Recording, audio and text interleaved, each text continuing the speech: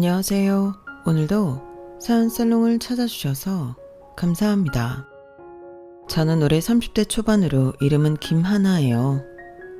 왜 옛말에 지독한 연애 후 가슴 아픈 시간들을 보내면 주위에서 꼭 이런 말을 하잖아요. 야, 똥차 가면 벤츠 오는 거야. 슬퍼할 거 없어. 그땐 그 말들이 시간이 지나면 다시 누군가가 오고 더 좋은 사람일 거라는 희망적인 말, 위로라고 생각했는데요. 막상 겪어보니 그게 아니더라고요. 회사에서 신입보다 경력직을 뽑는 이유라고 할까요? 한번 고된 시련을 겪고 나니 사람 보는 눈이 생기고 예전과 다른 시선으로 사람을 바라보니 똥차인지 벤츠인지 구분하게 될 줄 아는 거죠. 그래서 연애도 많이 해본 사람이 결혼도 잘한다는데 괜히 있는 말이 아니구나 싶었다니깐요. 물론 이제는 웃는 거야 라는 엄정화님의 어느 노래 가사처럼 웃는 일만 생기길 바라는 마음으로 새 출발선에 섰는데요. 거기까지 제 발목을 잡고 늘어질 줄 몰랐기에 진짜 똥차도 이런 똥차가 없다 싶었네요. 저만 알기 아까운 이야기 시작할게요. 저는 원래부터 좀 독립적인 성향이었어요. 순종적인 오빠와 다르게 아빠한테 맞으면서까지 아닌 건 아니라고 말하는 성격이라 지금 생각해보면 부모님 속도 많이 썩였던 것 같아요. 미련하게 맞고 있지 말고 아빠가 화나서 말하면 네 라고 말 좀 해. 왜? 안 할 건데? 안 해도 한다고 하면 그 순간 넘길 수 있잖아. 너 때문에 아주 집안 분위기가 살얼음판 같는 기분이야. 이렇게 말하면 제가 뭐 대단한 걸 안 한다고 하셨다고 오해하실 것 같은데 지금 생각해보면 기억도 안 나는 되게 사소한 것들이었던 것 같아요. 그래도 부모님, 아니 아빠 입장에선 기초 습관이나 그런 것들이 제대로 잡혔으면 좋겠으니 저에게 요구하셨겠죠. 그런데 그게 꼭 합당한 건 아니었던 기억이 어렴풋이 남아요. 제 딴엔 안 하고 싶었던 거죠. 그래서 안 한다고 말하면 아빠는 언성을 높이다가 결국 매를 드셨는데 그런 모습이 계속되니 엄마가 늘 저를 이해하지 못하겠다는 투로 말씀하셨어요. 알았다고 답하면 그때 넘어가겠지. 그런데 그 다음에 또 물으면 그때도 알았다고 대답만 해? 난 아예 할 생각이 없는데? 하지만 아빠 생각만큼 제 생각도 완강했죠. 지금 생각해보면 무슨 독립투사도 아니고 뭘 그렇게 우겼는지 모르겠어요. 어찌 보면 아빠나 저나 똑같은 성품으로 서로 별거 아닌 거에 자존심 싸움했던 게 아닐까 생각하고 지금은 사소한 것도 아빠가 원하시는 대로 해드리고 있지만요. 여하튼 그런 제 성격과 반대로 오빠는 순종적이었어요. 아빠나 엄마가 말하면 네 하는 성격으로 해드리고 마는 게 오히려 더 속 시원하고 잔소리 덜 듣는다고 생각한 케이스죠. 지금은 나이 먹고 둘 다 어느 정도 중화돼서 오빠도 하고 싶은 말은 하고 저도 참는 부분들이 늘어나서 부모님이 클 때 그랬으면 얼마나 좋았을까 하고 아쉬워하기도 한답니다. 그렇게 아빠와 투닥거리는 일들이 많았어도 아빠는 항상 제 편이셨어요. 아빠는 할아버지 산소에 가시는 걸 좋아하셨는데 그때마다 저도 아빠를 따라 시골을 자주 내려갔죠. 그게 저에겐 여행이나 다름없었으니까요. 이번 주말에 시골 가는데 갈 거지? 이번 주? 나 친구랑 약속 있는데? 중요한 거야? 중요한 거 아니면 미루고 같이 가면 안 돼? 왜? 둘이 오붓하게 데이트하면 되지. 너 안 가면 네 아빠 휴게소 안 들린단 말이야. 성인이 된 후에도 저는 계속 부모님을 따라 시골을 다녔는데 그땐 엄마가 원하시기도 했어요. 지금 생각해보면 아빠도 정말 대단하신 게 거의 30분마다 마주하는 휴게소를 저는 다 들리는 걸 좋아했고 아빠는 단 한 번도 싫다, 안 된다, 이번엔 가지 말자라는 말씀을 안 하셨거든요. 매 휴게소마다 들러서 음료수 사 먹고 맥반석 오징어나 버터 감자구이 같은 간식들을 먹다 보면 먼 길도 금세 가는 느낌이었어요. 하지만 돌이켜보면 아빠는 3시간이면 갈 거리 휴게소를 다 들리고 가니 1시간이나 1시간 반이 더 추가되었지만 말이에요. 여하튼 그러다 보니 저는 뒤끝이 없는 편이었어요. 물론 부모 자식이라는 특수한 상황도 있었겠지만 그 순간 의견이 달라 화를 내며 싸울 순 있어도 그 외의 성격이 맞다면 서로 잘 지내는 게 당연하다고 느꼈으니까요. 참고로 오빠는 어땠냐고 물어보실 것 같은데 그렇게 순종적이던 오빠는 사춘기 무렵부터 시골을 따라가지 않았고 부모님도 굳이 같이 가자는 말씀을 안 하셔서 성인이 된 이후에도 맛집 찾아다니거나 부모님과 시간을 보낸 건 오히려 저였네요. 그래서 싸우더라도 어떻게든 지지고 볶는 게 나쁜 게 아니라고 생각하는 편이고요. 이런 이야기를 하는 이유는 그렇게 남편을 만났기 때문이에요. 대학교 졸업할 무렵 고등학교 남자 동창생의 고등학교 동창과 사귀게 되었는데 그 사람과 헤어진 후 참 많이 힘들었어요. 첫사랑은 아니었지만 강한 제 성격과 다르게 온순했던 성격으로 제 이야기를 많이 받아줘서 그랬는지 제가 다 잘못한 것 같은 죄책감 때문에 더 힘들었거든요. 내가 잘할게. 내가 너무 이기적으로 굴어서 미안해. 너는 그냥 그 자리에 있어. 어? 이젠 내가 더 많이 줄게. 아니야, 안 그래도 돼. 나 이제 정말 너한테 아무 감정 없어. 다 주고 나니까 오히려 마음이 더 편한 것 같아. 다음 사람 만나면 그때 잘해줘. 잘 지내. 그때 알았어요. 사람에 따라 마음을 표현하는 사람도 있고 그걸 받아서 속으로 삭히는 사람도 있다는 것 말이에요. 길들여지지 않았던 전 어떻게 보면 사랑한다는 이유로 다 제 의견을 따라준다는 이유로 제 마음대로 했던 건데 오히려 그 사람은 그게 버거웠던 거죠. 왜 그런 사람 있잖아요. 사랑할 땐 그 모든 힘듦을 견뎠는데 어느 순간 그게 힘들어지면 줄 만큼 줬다고 생각하고 뒤도 안 돌아보는 케이스요. 그 사람이 딱 그랬던 경우였죠. 그래서 참 많이 힘들어서 울기도 많이 울고 한동안 방에서 나오지도 않았어요. 그때 엄마가 그 친구를 찾아가 다시 한번 만나달라고 부탁할까 싶었다는 말을 들었을 때 정신이 번쩍 들더라고요. 그래, 나를 사랑해주는 사람들이 있어. 지나간 기회로 마음 상하지 말자. 앞으로 달라지면 되는 거야. 라고 말이에요. 지금 생각해보면 그 친구에게 제가 똥차였는지 모르겠네요. 어쨌든 그렇게 의미 있는 삶을 살고 싶었던 전 집 근처 봉사활동이 가능한 곳을 알아보기 시작했어요. 평소 막연하게 그러고 싶다는 생각만 있었는데 실천으로 옮기진 못했거든요.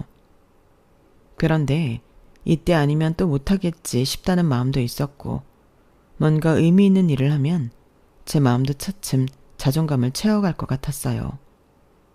그렇게 보육원에 봉사활동을 갔는데 여전히 사람들과 어울리지 못하겠는 거예요. 봉사하러 갔으면서 봉사가 끝나고 사람들끼리 모여 술자리를 가지며 뒤풀이하는 게 그때 제 기억으론 좀 이해가 안 갔거든요. 저는 하나 씨하고 친해질 수 없을 것 같네요. 친해지지 마세요. 굳이 그럴 거 뭐 있어요. 첫 봉사활동을 나가고 뒤풀이에 가자고 해서 갔는데 뭔가 흥청망청 술을 마시며 히히덕거리는 게 제가 생각했던 봉사와 다르다고 생각했어요.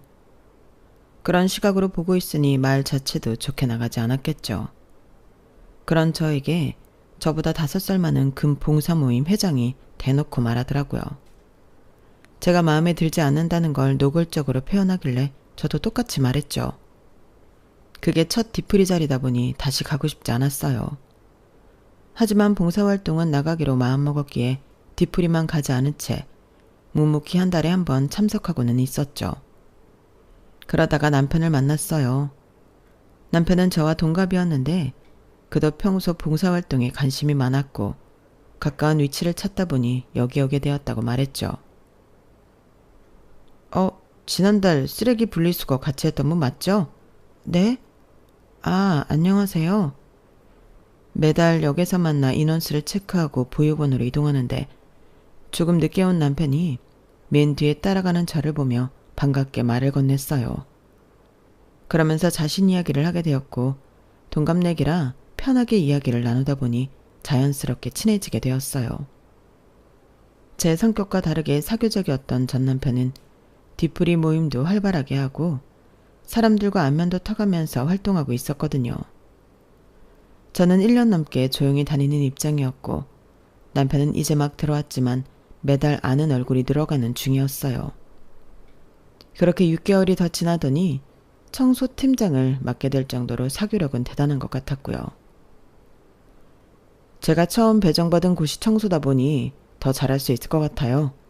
김하나 씨가 부팀장으로 도와주면 완벽할 것 같습니다. 무슨 물귀신 작전인지 모든 사람이 모인 자리에서 내정된 듯 팀장 발표를 하고 인사를 하는데 남편이 갑자기 제 이름을 거론했어요. 다들 무슨 소리인지 우왕좌왕 하는데 눈치 빠른 다른 팀 팀장들이 자신들도 그럼 부팀장 뽑아달라며 임원을 더 늘리자고 말하더라고요.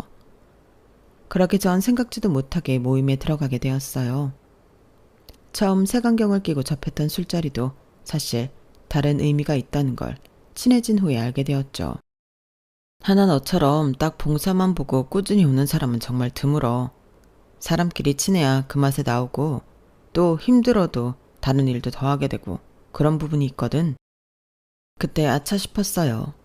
너무 삐딱한 눈으로 바라보니 그 사람들이 그렇게 보였던 건데 나름 운영 방식이 있구나 싶으면서 서서히 모임 사람들과 어울리며 지내게 되었죠.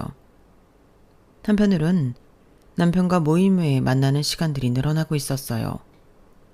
제 집 근처가 보육원이었는데 남편 회사 근처가 그 동네라 퇴근 후 저녁 같이 먹자는 둥 개별적으로 연락이 오기 시작했거든요. 그러다 보니 자연스럽게 연인이 되었고 결혼까지 생각하게 되었던 것 같아요.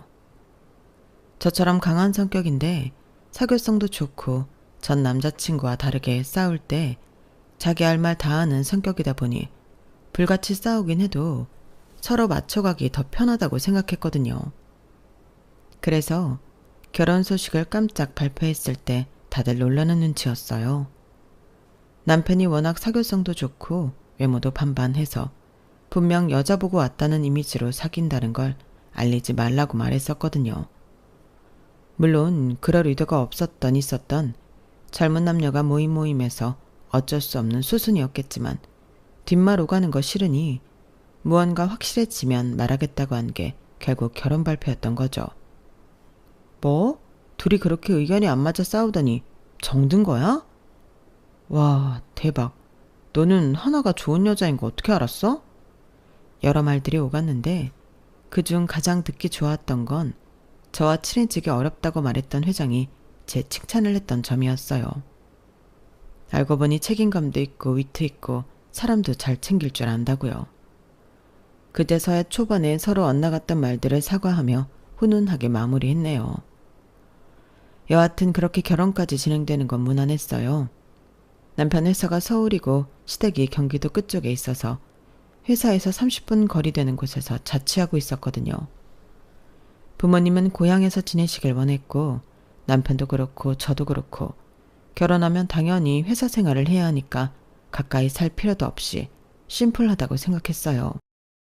너희 신혼여행 어디로 간다고? 저희 푸켓 가기로 했어요. 푸켓이면 동남아 쪽? 네, 아마 그럴걸요. 왜요? 아니, 그러면 괜히 쓰지도 않은 거 이상한 거 사오지 말고 백화점에서 가방 하나만 사와. 그래야 내가 혹시 마음에 안 들면 바꾸기라도 편하지? 그런데 결혼식 끝나고 막 출발하려는데 시어머니가 배웅하면서 이런 말씀을 하시는 거예요. 저는 당황해서 네? 받아쳤고 남편은 친구들과 인사하느라 정신없어서 못 들은 것 같았죠. 난 이 큰애 결혼했을 때 아버지 차라고 시계 사는데 차지도 않았거든. 괜히 신경 쓴다고 샀는데 필요 없으면 안 하니까 필요한 거 해오라는 거지. 아, 네. 어떤 대답을 해야 할지 모르겠어서 그냥 웃으며 네라고 대답하고 차는 출발했어요. 차 안에서 남편과 투닥거리면서 싸울 수밖에 없었죠. 아까 어머님이 뭐라고 했는지 들었어? 뭐, 잘 다녀오라고? 아니, 백화점에서 가방 사오래. 사오면 되지. 그게 왜? 백화점에서 가방 사면 그게 얼만데. 우리 형편 넉넉하지 않은 거 어머니 모르셔? 그러자 남편은 백화점 가방이 다 비싼 거냐며 어이없어 했고 저는 다른 곳도 아니고 백화점이라고 장소를 특정 지은 거 보면 적어도 준 명품 가방을 원하시는 거 아니냐며 목청을 높였어요. 남편은 당신 엄마는 그런 사람이 아니라고 세상의 모든 아들들이 당신 엄마는 아닌 줄 아는 착각을 시전했죠. 그래, 너 니네 엄마 안 그런다고 했으니까 혹시 그러면 네가 책임져. 책임은 무슨 책임이냐며 오히려 저에게 적반하장으로 좋은 가방 사드리면 또 어떠냐고 말하는 거예요. 끝이 안 날 싸움이었지만 신혼여행의 시작이라 거기서 마무리하고 결국 준 명품 가방으로 작은 걸로 사다 드렸죠. 핸드폰이랑 화장품 같은 기본적인 것들이 들어가는 크기인데 30만 원 정도 했어요. 사실 저는 명품의 명자도 별로 안 좋아하고 특히 가방은 작아도 드는 걸 귀찮아해서 선호하지 않거든요. 그런 제가 30만 원짜리 가방을 샀다는 것 자체가 상당한 거였죠. 그래도 시댁이니까요. 예쁘긴 예쁜데 너무 작은 거 아니니? 뭐 얼마 들어가지도 않겠다. 하지만 가방을 받고 하시는 말씀을 듣고 다신 좋은 거 해드리지 않겠다고 다짐했어요. 사람이 성의가 있는데 어떻게 대놓고 그런 말씀을 하시는지 싶었거든요.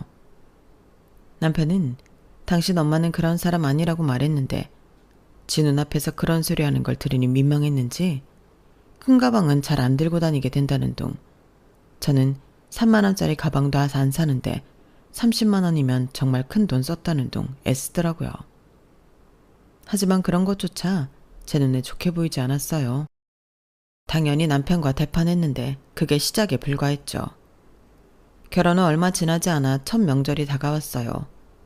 그러다 보니 양가에 얼마를 드려야 할지 선물로는 뭘 사가야 할지 신경 쓸 게 한두 개가 아니더라고요.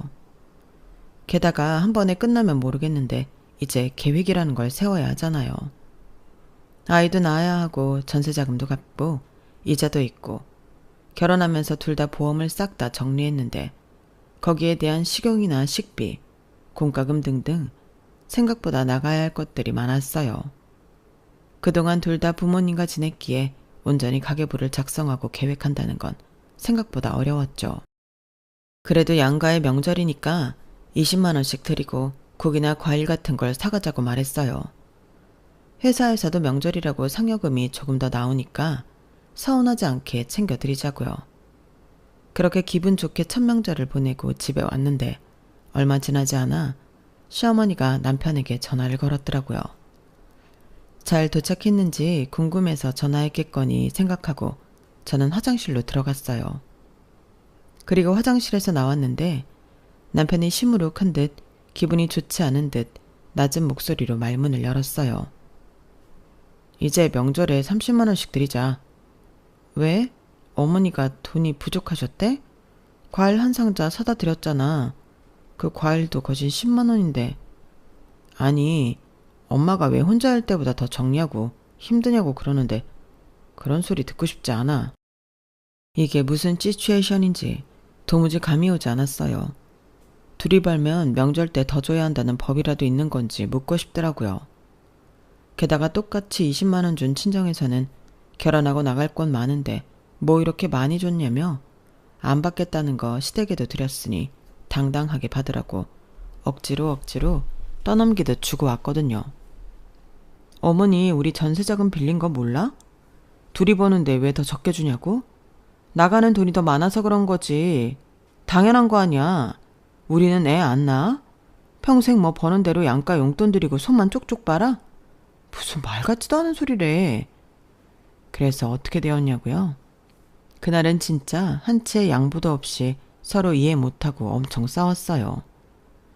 제가 마음 상했던 건 명절날 1, 20만 원의 돈이 아니었는데 남편은 그걸 모르더라고요. 솔직히 부모에게 돈 아껴서 뭐 하겠어요. 1, 20이야 외식 안 하고 부지런히 집밥 먹어도 충분히 드릴 수 있는 돈이잖아요. 그런데 그걸 어떻게 받아내느냐가 중요하다고 생각했죠. 마치 맡겨놓은 돈 달라는 듯 말하는 건 아니라고 생각했으니까요. 하지만 남편은 못난 자식 이미지라고 느끼는 것 같았어요. 충분히 드릴 수 있는 돈인데 그것도 못 드리면 부모님 자존심이 상한다고요.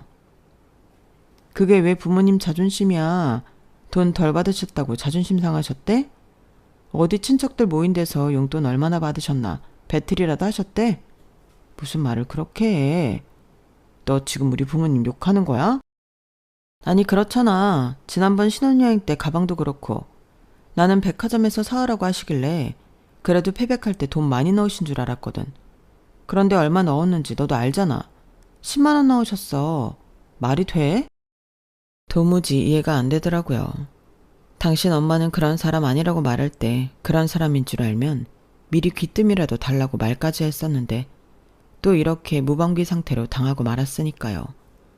그런데 이게 다가 아니었어요. 허니문 베이비로 아이가 들어섰는데 제가 입덧이 심해 일을 못하겠더라고요. 그래서 진짜 초반 한 달은 누워서 지냈고 안정기에 접어들어서는 그나마 좀 움직일 수 있었는데 원래 먹던 양의 반도 못 먹으니까 아이가 불안정한 상태를 보인다고 의사가 일을 그만두라고 권했어요. 아무래도 먹는 양 대비 많이 움직이고 일적인 스트레스까지 더해지니 아이도 뱃속에서 힘들어하는 것 같더라고요. 그래서 남편과 상의 끝에 일을 그만두기로 했어요. 육아휴직을 미리 쓰고 회사에서 배려해줘서 권고사직으로 처리하면 월급의 70%까지 6개월 받을 수 있으니까 그래도 출산할 때까지 생활비는 걱정 없이 사용할 수 있겠더라고요. 원래 계획은 신혼 1년 지내고 임신하면서 신혼도 만끽하고 육아 자금도 모으자는 건데 현실은 생각처럼 쉽게 따라와주지 않았죠. 그래도 찾아온 천사로 행복하게 지냈는데 시어머니는 아닌 것 같았어요. 그럼 알바라도 해야 하는 거 아니야? 네? 이제 5개월 되었으니 완전히 안정기 아니야. 산모가 가만히 있으면 애만 크고 엄마는 엄마대로 살쪄서 나중에 오히려 살 빼기 더 힘들어. 놀면 뭐해? 움직이면서 돈도 조금 벌면 좋은 거지. 대놓고 저에게 말씀하시는데 당황스러웠어요. 남편과 상의해서 내린 결정이고 아이가 3살쯤 말을 하기 전까진 알뜰살뜰 모아서 지내자는데 합의했거든요. 워낙 어린집 사고도 많고 아이를 키우는데 돈도 많이 들지만 그 모든 욕심을 내려놓으면 한창 아이가 예쁘게 커갈 시기에 엄마가 옆에 있어줄 수 있으니까요. 물론 남편은 맞벌이를 원했지만 적어도 3년은 옆에서 있고 싶다고 제가 말했어요. 제가 그렇게 컸으니까요. 어디 맡기면 큰일이라도 날 듯 식당을 하더라도 옆에 작은 방이 있는 곳을 구하셔서 옆에서 보면서 자랐기에 제 정서에는 제가 알바를 낮에 잠깐 하더라도 아이는 제가 봐야 했거든요. 그랬기에 나름 계획도 있었고 생각 없이 노는 것도 아니었는데 안정기에 접어들었다고 대뜸 알바라도 하라는 시어머니 말이 서운하게 들리더라고요. 저 퇴직금도 있고 육아휴직 수당도 있고 그거 끝나도 실업급여도 받아요. 그냥 놀고 먹는 건 아니에요. 저 나름대로 걱정하시는 만큼 아니라고 말하고 싶었는데 그런 건 상관없는 듯 시어머니가 그게 몇 개월이나 받는 거냐 얼마나 주냐 따지고 드셨어요. 솔직히 전 불쾌했죠. 제가 이상한지 모르겠는데 그렇다고 도와주실 것도 아니고 당신 아들 벌이 뻔히 아시면서 명품 가방 원하시고 명절날 돈 더 원하시는 분이니 결국 용돈 못 받을까 걱정하시나 싶으셨거든요. 그래서 지지 않고 남편이랑 상의해서 결정하겠다고 마무리 지었어요. 제 나름대로 더 이상 상관하지 마시라고 이제 결혼해서 분가했으니 온전한 가정으로 받아들여 달라는 무언의 압력 같은 거였죠. 그리고 그날 저녁 시댁에서 자고 오게 되어서 작은 방에서 자고 있는데 한밤중 거실에서 남편과 시어머니 목소리가 들리더라고요. 그래서 하나는 얼마 버는데 너는 월급 아직도 그대로야? 오르지 않았어? 나중에 연봉 1억 되면 말해줄게. 에휴, 그래서 아들은 다 필요 없다는 거야. 하나는 지 엄마한테 이런저런 이야기 할 텐데 안 해. 성격 알잖아. 오히려 말도 꺼내지 못하게 하는 걸. 네가 몰라서 그래. 딸하고 엄만 달라. 그나저나 하나 저렇게 놀게 할 거야? 뭐라도 해야 네가 덜 힘들지. 그 이야기를 듣는데 숨이 턱 막히는 것 같았어요. 낮에 남편이 회사에서 오기로 하고 제가 먼저 왔을 때 시어머니가 일하라고 압박을 줬기에 카톡을 한바탕 했거든요. 시어머니가 돈 이야기 꺼내면서 과한 관심 보이는 거 싫다고 돈에 관해 말하거든 입 다물라고요. 그래서 나름 남편이 잘 대처했다고 생각했는데 뛰는 놈 위에 나는 놈 있다고 시어머니가 더했던 거죠. 갑자기 숨을 못 쉬게 답답해지더니 배가 아픈 거예요. 배를 움켜쥐며 남편을 불렀는데 배가 끊어질 듯 아프면서 피가 비쳐졌고 그렇게 첫 아이를 허무하게 떠나보냈어요. 워낙 약했던, 아니 크고 작은 시모의 압박 등을 못 견디고 결국 하늘나라로 가버렸던 거죠. 틈 나는 대로 이것저것 요구하는 게 당연했던 시댁. 당신이 필요한 건 받아내야 직성이 풀리고 나는 놀면 안 되는 그런 분위기. 결국 전 못 견디고 이혼까지 하게 되었어요. 이혼도 당연히 쉽지 않았죠. 하지만 결국 남편은 시모를 들질 정도로 독한 사람이 아니었고 저는 그런 남편을 받아줄 정도로 사랑하지 않는다는 걸 알았어요. 결국 저의 첫 결혼식은 그렇게 끝이 나버렸죠. 마음도 몸도 지칠 대로 지쳤던 전 정말 1년 이상을 아무것도 안 하고 지냈던 것 같아요. 허무하게 떠나보낸 뱃속의 아이, 얼굴도 모르는 아이 생각에 죄책감도 들었고 시모만 아니었으면 괜찮았을까? 우리 사이 문제없이 결혼생활 유지했을까 싶었으니까요. 그런 저를 다시 어둠에서 꺼내준 건 저를 못마땅하게 생각했던 봉사활동의 회장 오빠였어요.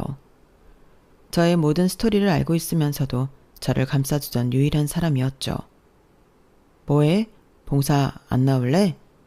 오랜만에 연락해서 그런 말을 들었을 땐 사실 이 사람이 미쳤나, 염장지르나 싶었어요.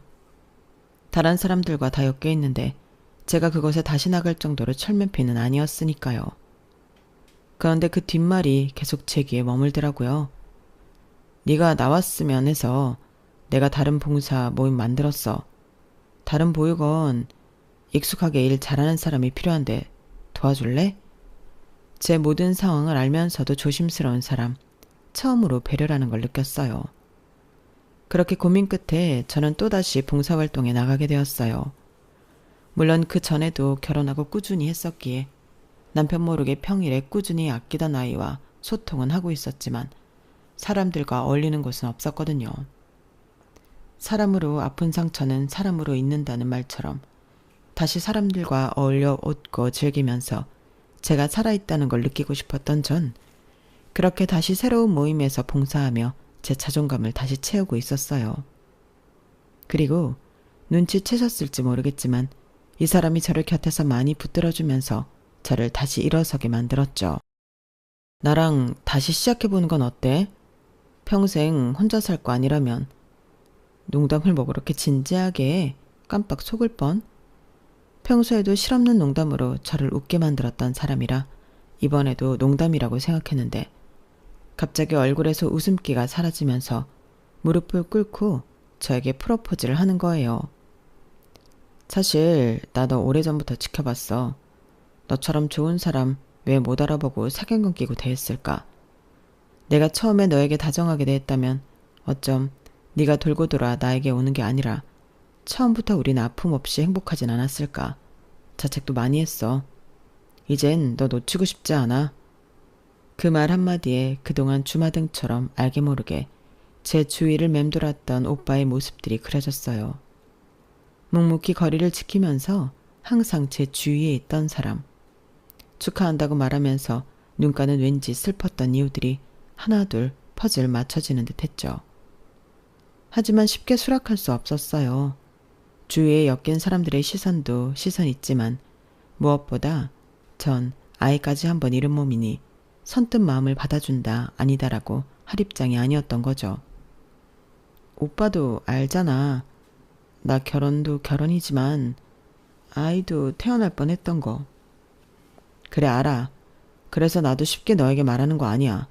아이가 있었다고 해도 네가 힘들어했다면 내 선택은 너였어. 그건 변하지 않을 거야. 오빠 마음은 고마워. 그런데 오빠 부모님 생각은 또 다를 수 있고 이게 오빠 한 사람만의 생각으로 결혼이 성사될 수 있는 건 아니니까. 우리 엄마는 좋대. 그런 걱정이라면 안 해도 돼. 저는 그 말에 놀랄 수밖에 없었어요. 이미 오빠 어머님이 저를 아신다니 믿기도 어려웠지만 그만큼 진심인가 싶었거든요. 저보다 나이가 있으니 집에서 결혼하라고 성화였고 마음에 드는 여자가 있었는데 결혼해서 결혼 생각이 없다고도 말했었대요.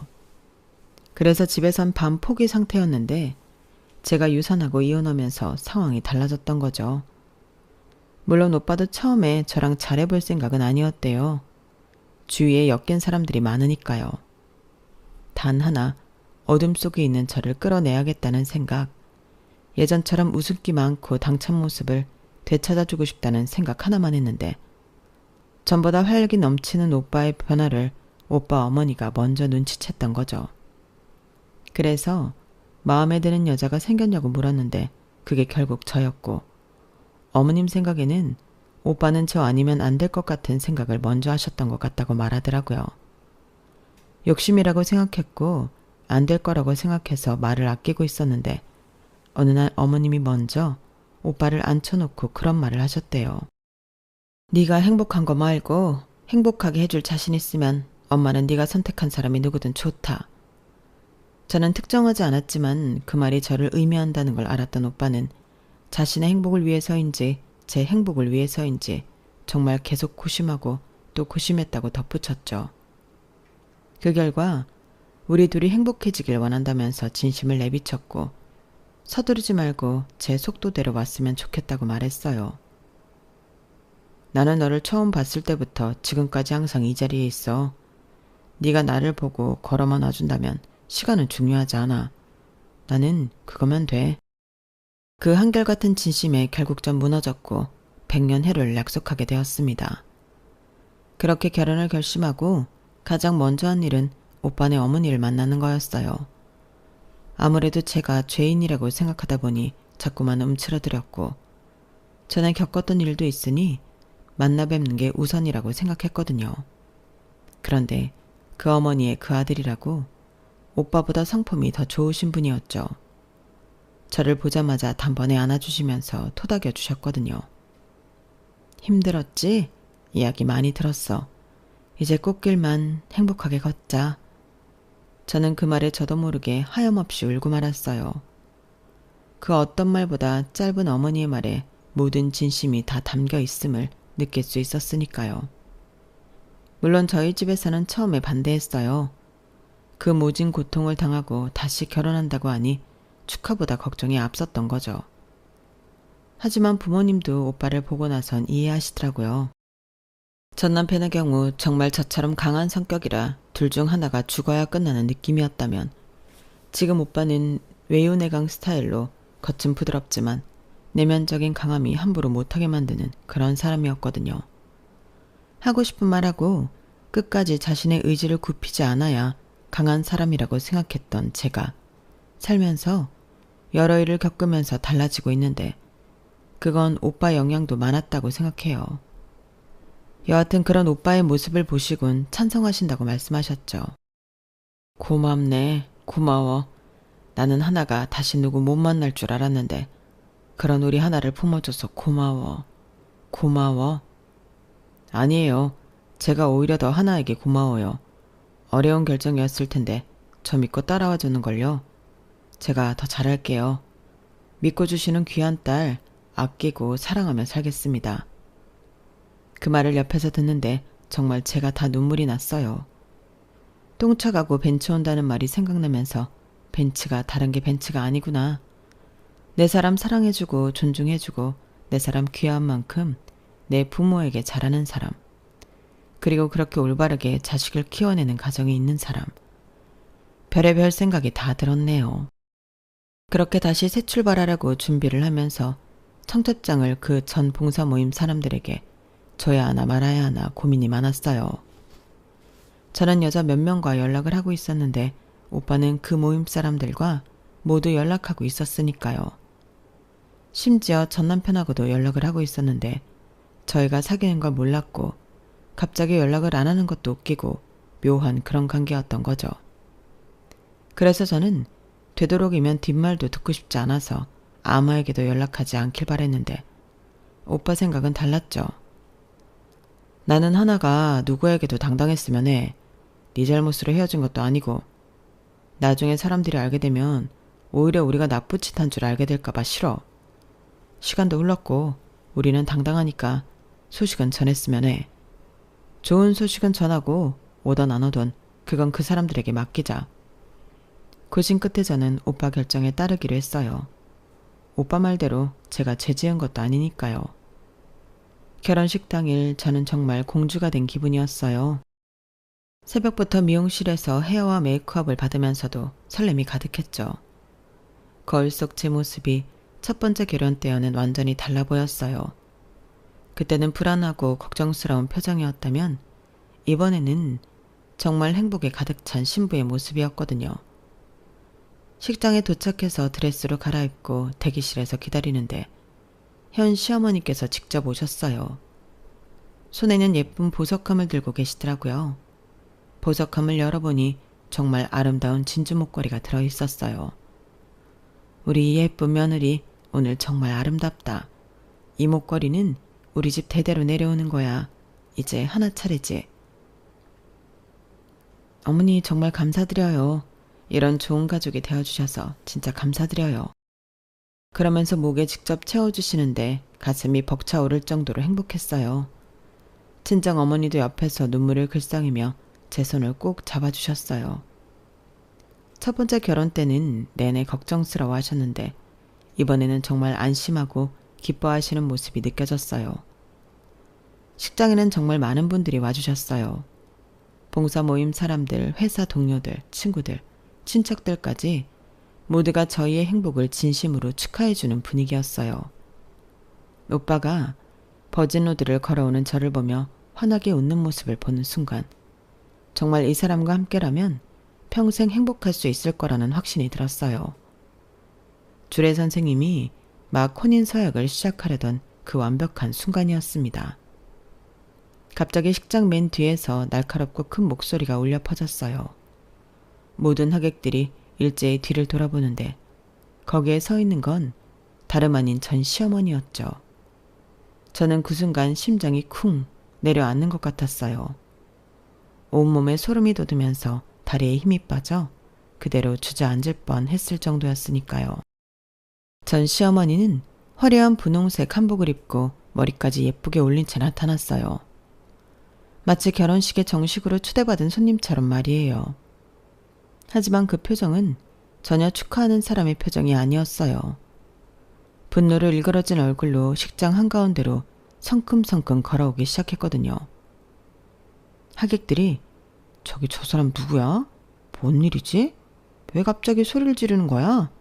하면서 수군거리기 시작했고 양가 어른들도 당황한 기색이 역력했어요.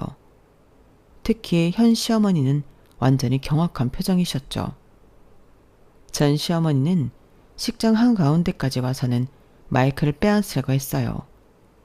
사회자가 당황해서 마이크를 빼앗기지 않으려고 했지만 전 시어머니의 기세에 눌려서 결국 마이크를 빼앗기고 말았어요. 그 순간부터 진짜 악몽이 시작되었어요. 전 시어머니가 마이크를 잡고 저를 가리키며 큰 소리로 외치기 시작했어요. 식장 전체가 조용해졌어요. 침묵 속에서 전 시어머니의 목소리만 울려 퍼졌죠. 그동안 숨기고 싶었던 아픈 과거가 이렇게 많은 사람들 앞에서 적나라하게 드러나는 순간이었어요. 잠깐만. 이 결혼식 절대 인정 못해. 여러분들은 이 여자가 누군지 아세요? 이 여자는 우리 아들과 결혼해서 애까지 떨어뜨리고 이혼한 년이에요. 하객들의 시선이 모두 저에게 집중되는 게 느껴졌고 저는 부끄러움과 분노로 온몸이 떨렸어요. 그런 분위기를 느끼셨는지 갑자기 저를 바라보시면서 말씀하셨죠. 그런 년이 무슨 재혼이야? 너 잘 되는 꼴 절대 못 보지. 애도 못 낳는 년이 무슨 행복을 봐라. 우리 아들한테 해놓은 게 뭔데? 이제 와서 다른 남자랑 행복하려고? 순간 정적이 흐르고 다들 눈치싸움을 하기 바빴어요. 말려야 하는데 누가 나서야 할지 선뜻 나서지 못하면서 지금 이 상황이 무엇인지 이해하려고 애쓰는 듯 했어요. 누가 봐도 말려야 하는 상황이지만 정말 예상하지 못한 순간이 오면 생각보다 빠르게 반응한 사람이 없다는 말이 실감나더라고요. 너 때문에 우리 집안이 얼마나 망가졌는지 알아? 대를 끊을 뻔한 집안을 어떻게 만들어놨는데 그런 년이 무슨 하얀 드레스를 입어? 순결의 상징인 하얀 드레스를 입을 자격이나 있어? 혼자 사는 게 딱 맞는 년이 결혼은 또 왜 해? 또 남의 집안 망치려고? 저는 귀를 틀어 막았어요. 모든 말이 맞는 것 같고 괜한 욕심을 부린 듯 제 자존감이 다시 무너지고 있었죠. 그런 상황을 더 이상 못 보겠다는 듯 상황 파악을 마친 오빠가 나서려던 바로 그 순간 오빠보다 더 빠르게 전 시어머니 앞으로 나간 건 친정 엄마였습니다. 번개처럼 앞으로 달려가시더니 전 시어머니 머리채를 와락 잡으신 거예요. 그동안 참고 있던 분노가 한순간에 폭발한 거였죠. 그런데 웃긴 건 친정엄마가 시어머니 머리채를 와락 잡으셨는데 잠시 전 시어머니가 휘청이셨을 뿐 건장하게 서 계신 거예요. 다들 놀라서 쳐다봤는데 시어머니가 풍성하게 올린 가발이 벗겨지고 짧은 머리에 가발을 고정하려고 핀을 덕지덕지 붙인 우스꽝스러운 모습만 남아있더라고요. 시어머니는 당황하셨고 친정엄마는 분이 풀리지 않으셨는지 다시 그 짧은 머리를 쥐어 잡으셨어요. 그리고는 속사포처럼 쏟아내기 시작하셨죠. 네가 그 모양 그 꼴로 애들을 휘젓고 다니니까 이 사단이 나는 거야. 자식을 앞세운 부모 마음 네가 알아? 네 년이 이딴 식으로 나오니까 내 딸이 귀한 생명 만나보지도 못한 채 가슴에 묻었잖아. 그런데 뭐? 행복할 자격이 없어? 그러자 전 시어머니는 지지 않으려는 듯 친정엄마 머리채를 잡으셨죠. 전 시어머니가 친정어머니의 머리카락을 잡아당기고 친정어머니도 지지 않고 맞서는 모습에 식장은 완전히 아수라장이 되었어요. 하객들은 이 광경을 보고 완전히 충격에 빠진 상태였고요. 어떤 분은 휴대폰을 들고 촬영하기 시작했고 어떤 분들은 그냥 멍하니 지켜보고만 있었어요. 왜? 내가 못할 말 했어? 집안 풍비박산 낸 거 맞잖아. 그래놓고 행복하겠다고? 대가 그 꼴은 못 보지. 못 봐. 그 말에 친정엄마는 잡았던 전 시어머니 머리채를 당신 몸쪽으로 끌고 오듯 당기셨어요. 체급이 엄마보다 작고 말랐던 전 시어머니는 속수무책 저희 엄마 쪽으로 다가올 수밖에 없었죠. 그 순간 엄마는 시어머니를 그대로 바닥에 패대기 치셨어요. 내 인연 안 되겠다. 아주 오늘 요단강을 건너야 정신을 차리겠어. 내가 아주 요단강행 KTX를 태워줄 테니 각오해. 아주 작정하고 달려들 기세를 잡는 엄마를 친정오빠가 달려들어 말렸어요. 엄마는 분이 풀리지 않으시는 듯 평소 보지 못했던 모습들을 보이셨죠. 엄마가 이런 성격을 참고 사셨다는 게 신기할 정도로 밀어붙이는 기세에 시어머니는 더 이상 아무 말씀도 못하시고 약자가 되신 듯 억울함을 호소하실 뿐이었습니다. 사태가 걷잡을 수 없이 커지자 누군가 경찰에 신고한 듯 멀리서 사이렌 소리가 들려오기 시작하더니 이내 경찰이 도착했고 결국 전 시어머니는 경찰서로 연행되었어요. 너희들 절대 행복 못해. 내가 절대 가만 안 둬. 끌려가면서도 계속 소리를 질러댔죠. 식장은 완전히 엉망이 되었지만 그 순간 저는 오히려 후련한 기분이 들었어요. 드디어 모든 게 끝났구나 싶었거든요. 그리고 체념한 채 결혼식을 마무리해야겠다고 생각했는데 신기하게도 하객들의 반응은 제가 예상했던 것과는 완전히 달랐어요. 어머, 전 시어머니 완전 미친 거 아니야? 내 말이 완전 쌍또라이.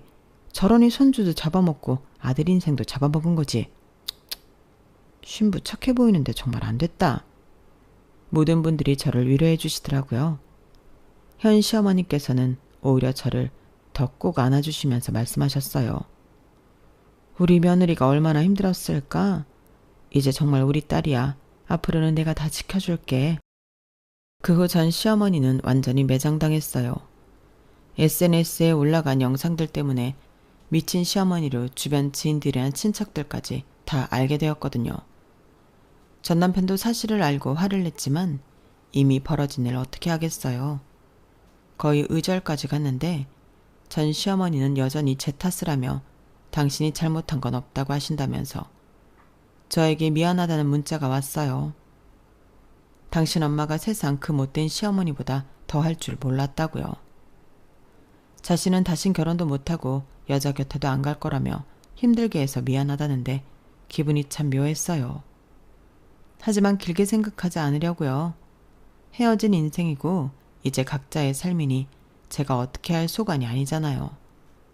친정엄마가 아빠랑 싸우지 않았던 건 그냥 아빠를 사랑해서였다는 걸 그날 이후 알았어요. 엄마가 화내면 기죽어 있는 모습이 왠지 안쓰러워서 그동안 내버려 두셨던 거더라고요. 완전 여장부였다는 걸 그날 처음 알았고 결국 제가 아빠에게 지지 않고 싸우며 투쟁했던 것도 아빠가 아닌 엄마를 닮았기 때문이었던 거죠. 그렇게 저는 다시 결혼하고 행복한 가정에서 사랑받고 마음 편히 생활하고 있어요. 양가 어머니들이 서로 존중하는 모습을 보여주셔서 오빠와 저도 서로 배려하며 진짜 어른이 되어야겠다고 매번 다짐하고요. 똥차 가면 벤처 온다는데 그건 상대방이 좋은 사람이라는 것도 있지만 나 역시 더 좋은 사람이 되어야 한다는 것도 이번 기회에 배웠어요. 또한 벤츠는 그 차를 만들어준 공장이라고 비유하면 그렇지만 여하튼 그런 어우러지는 주변 환경까지 모두 포함해야 한다는 것 말이에요.